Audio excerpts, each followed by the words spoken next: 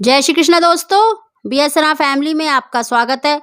दोस्तों, आज मैं आपको सरस्वती माता की व्रत कथा सुना रही हूँ। दोस्तों, सरस्वती माता की पूजन विधि और उद्यापन विधि हमने अपने चैनल में डाल रखी है। अगर आप देखना चाहते हैं तो डिस्क्रिप्शन में आपको लिंक मिल जाएगा।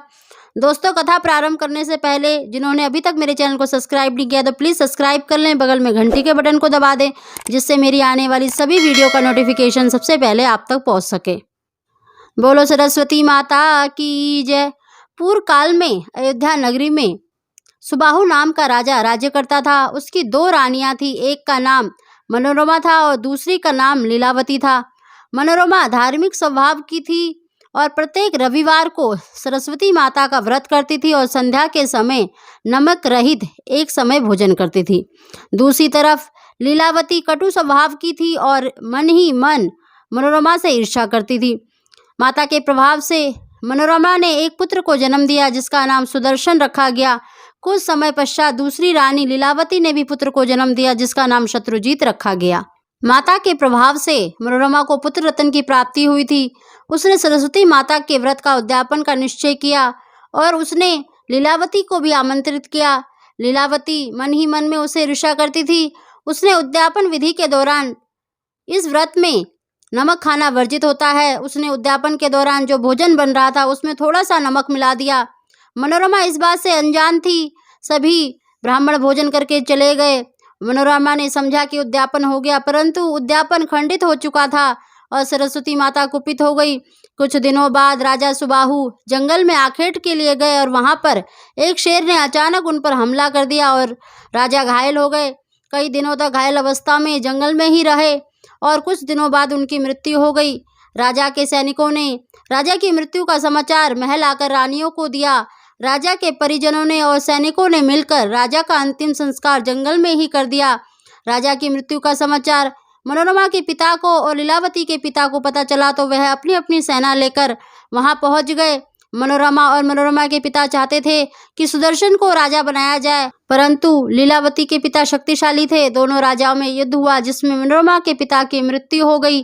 पिता की मृत्यु की खबर सुनकर मनोरमा बहुत घबरा गई और अपने पुत्र को लेकर और एक दासी के साथ महल छोड़कर चली गई। घूमते घूमते गंगा नदी के पार ऋषि भारद्वाज के आश्रम में जा पहुंची। ऋषि भारद्वाज ने उसे पहचान लिया। कहा, पुत्री, तुम सरस्वती माता की परम भक्त हो, तुम निश्चय होकर यहाँ आश्रम में रहो, यहाँ तुम्हें कोई डर नहीं है। ऋषि ने बताया कि जो कर्म तुमने नहीं किया उसका दंड तुम्हें मिल रहा है। रानी लीलावती ने उद्यापन विधि के दौरान खाने में नमक मिला दिया था, उसी का फल तुम्हें भुगतना पड़ रहा है। परंतु बेटी, अब चिंता मत करो, यहाँ तुम आराम से रहो, यहाँ तुम्हें कोई डर नहीं है। दूसरी तरफ लीलावती के पिता ने शत्रुजीत को राजा बना दिया था और सैनिकों को आदेश दे दिया था कि जहाँ कहीं भी मनोरमा और उसका पुत्र दिखाई दे उन्हें तुरंत हमारे निकट लाया जाए, मैं उसे मृत्युदंड दूंगा। कुछ समय बाद सैनिकों ने बताया कि मनोरमा और उसका पुत्र ऋषि भारद्वाज के आश्रम में रह रहे हैं। लीलावती के पिता सेना सहित भारद्वाज ऋषि के आश्रम पर पहुंचे। उनके आने की खबर सुनकर रानी मनोरमा घबरा गई और भारद्वाज ऋषि से कहा, अब मैं कहाँ जाऊं, क्या करूं? ये लोग मुझे और मेरे पुत्र को मारने आए हैं। हे ऋषिवर, अब आप ही हमारी रक्षा कीजिए।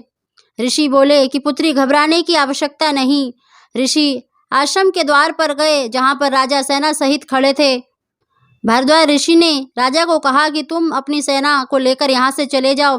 राजा को क्रोध आ गया और वह बोला कि तुम मनोरमा और उसके पुत्र को मेरे हवाले कर दो, नहीं तो मैं बलपूर्वक ले जाऊंगा। तब ऋषि बोले, जिस प्रकार विश्वामित्र वशिष्ठ जी की गाय को ले जाना चाहते थे बलपूर्वक, अगर तुम में भी बल है तो ले जाके दिखाओ। तब राजा के मंत्री ने समझाया कि महाराज, शस्त्र से ज्यादा ब्रह्म ज्ञान में अधिक शक्ति है। ये माता के भक्त हैं, इनसे क्षमा मांगकर हमें लौट जाना चाहिए। इस प्रकार राजा वहां से लौट गए और ऋषि कहा कि पुत्री, अब तुम्हें घबराने की आवश्यकता नहीं है, तुम यहाँ रहकर अपने पुत्र का पालन पोषण करो। आश्रम में रहकर मनोरमा अपने पुत्र का पालन पोषण करने लगी और सरस्वती माता का नित्य प्रति पूजन करती और अपनी माँ को पाठ पूजा करते हुए सुदर्शन भी सरस्वती माता का परम भक्त बन गया। अल्प आयु में ही उसने सरस्वती माता की कृपा प्राप्त कर ली और संपूर्ण ज्ञान प्राप्त कर लिया। एक दिन अर्धरात्रि में माँ सरस्वती ने सुदर्शन को सपने में दर्शन दिया। सफेद वस्त्र आभूषण से सुसज्जित स्त्री को देखकर सुदर्शन ने पूछा, देवी आप कौन है? सरस्वती माता ने कहा, मैं विद्या की देवी सरस्वती हूँ, मैं तुम्हारी पूजा से प्रसन्न हूँ, मांगो क्या वर मांगते हो। सुदर्शन बोले, हे माँ, आप अपनी कृपा सदैव मुझ पर बनाए रखना। मैं चाहता हूँ कि जब भी मुझे जरूरत पड़े आप मेरी रक्षा करना। सरस्वती माँ तथास्तु कहकर अंतर्ध्यान हो गई। काशी नरेश की एक कन्या थी जिसका नाम शशिकला था। वह भी सरस्वती माता की परम भक्त थी। वह भी रविवार के दिन सरस्वती माता की पूजा अर्चना करती थी। एक दिन शशिकला ने सुदर्शन की सुंदरता व योग्यता के विषय में सुना तो मन ही मन में उसे अपना पति बनाने का निश्चय कर लिया। अर्धरात्रि में सरस्वती माता ने शशिकला को दर्शन दिए और कहा, पुत्री वर मांगो। तब शशिकला ने कहा कि माँ, आप तो अंतर्यामी हो, आप सब जानती हैं मैं क्या चाहती हूँ। तब सरस्वती माता बोली कि सुदर्शन मेरा भक्त है, वह मेरी बात नहीं टालेगा, अर्थात सुदर्शन ही तेरा पति होगा। ऐसा कहकर माँ अंतर्ध्यान हो गई। शशिकला ने अपने स्वप्न की बात अपनी माँ को ना बताकर अपनी एक सखी को बताया। एक दिन शशिकला बाग में पुष्प चुन रही थी, तभी एक ब्राह्मण आए। शशिकला ने पूछा, आप कहाँ से आए हैं? तब ऋषि ने कहा कि मैं भारद्वाज आश्रम से आया हूँ। शशिकला ने पूछा, भारद्वाज आश्रम में सबसे प्रसन्न चीज क्या है? तब मुनि ने बताया कि राजकुमार सुदर्शन हैं, वही आपके पति होने योग्य हैं। हीरे और मोती की तरह तुम दोनों का एक होना पहले से ही निश्चित है। यह सुनकर शशिकला को ना तो रात में नींद आती, ना ही दिन में चैन आता। घर की लाज व पिता की इज्जत से उसे भयभीत कर रखा था। राजकुमार सुदर्शन के पास धन दौलत कुछ भी नहीं था, सिर्फ सरस्वती माँ की सिद्धि प्राप्त हो चुकी थी। एक रात में सरस्वती माता ने स्वप्न में दर्शन दिया कि कहा, सुदर्शन बेटा, तुम चिंता मत करो, तुम्हारे सभी अधूरे कार्य अवश्य ही पूरे होंगे। दूसरे दिन ऋषादों ने एक उत्तम रथ सुदर्शन को भेंट दिया। तब ऋषियों ने कहा, सरस्वती माता की कृपा से तुम शीघ्र ही स्वतंत्र राजा बनोगे। ऋषि बोले, रानी मनोरमा, तुम्हारा बेटा शीघ्र ही भूमंडल का राजा बनेगा। यह सुनकर रानी बोली, आपका कहा सदैव सत्य हो, मेरा बेटा सदैव आपकी सेवा में तत्पर रहेगा। शशिकला के पिता को उसके विवाह की चिंता हुई और उन्होंने स्वयंवर का आयोजन किया। शशिकला ने अपने दिल की बात अपनी सखी द्वारा अपनी माँ तक पहुँचाई। तब शशिकला की माँ ने सारी बात शशिकला के पिता को बताई। शशिकला के बारे में सुनकर पिता को बहुत क्रोध आया और वह कहने लगे कि वह एक राजनिर्कासित राजकुमार के साथ अपनी पुत्री का विवाह कदाचित भी नहीं करवाएंगे। शशिकला की माँ ने उसे बहुत समझाया, परंतु शशिकला अपनी बात पर अड़ी रही। शशिकला ने अपने विश्वास पात्रों के हाथों सुदर्शन को स्वयंवर में आने का आमंत्रण भिजवा दिया। सुदर्शन ने स्वयंवर में जाने का निश्चय किया। मनोरमा ने सुदर्शन को स्वयंवर में जाने से रोकने के लिए बहुत समझाया, लेकिन वह नहीं माना। तब रानी मनोरमा और सुदर्शन स्वयंवर की निश्चित की गई जगह पर पहुंच गए। उधर लीलावती के पिता भी शत्रुजीत को लेकर स्वयंवर में आए।